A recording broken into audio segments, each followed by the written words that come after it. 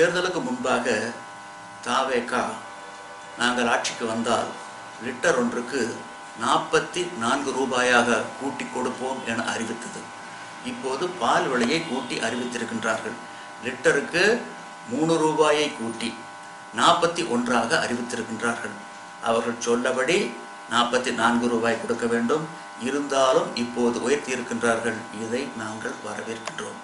விரைவில் 44 ரூபாய் அளவுக்கு பால் விலையை உயர்த்தி கொடுக்க வேண்டும் என்ற கோரிக்கையினை இந்த அரசுக்கு நாங்கள் வைக்கின்றோம்.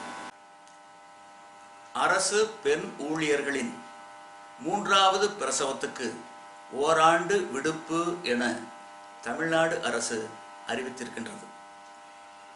இது ஏற்புடையது அல்ல என்பது எங்கள் கருத்து. இந்த உலகம் மனிதர்களுக்கு மட்டும் சொந்தமல்ல, 20 லட்சம் உயிரினங்களுக்கும் சொந்தமானது. மனிதர்களாகிய நாம் மட்டும் பேராசை பிடித்து நிற்கின்றோம். உலகம் பிறந்ததும் எனக்காக, ஓடும் நதிகளும் எனக்காக. இதர ஜீவராசிகளை கண்மூடித்தனமாக வேட்டையாடுகின்றோம். இதனால் சமச்சீர் நிலை கெட்டு போய்விட்டது.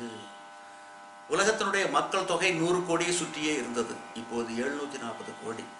இதனுடைய விளைவு வெளிப்பாடு பூமி பந்து சூடாகி இன்று கொதிநிலையை நோக்கி சென்று கொண்டிருக்கின்றது. வருகின்ற எல்லினோ பெரும் பாதிப்பு ஏற்படுத்தும்.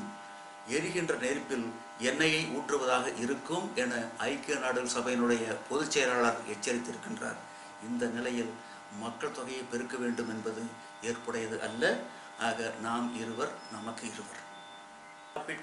முதல்வருடைய மருத்துவ காப்பீட்டு தொகை 5 லட்சம் ரூபாயாக இருந்தது. முதலமைச்சர் அவர்கள் இதை 25 லட்சமாக உயர்த்தி வழங்கியிருக்கின்றார். இதை நாங்கள் வரவேற்கின்றோம்.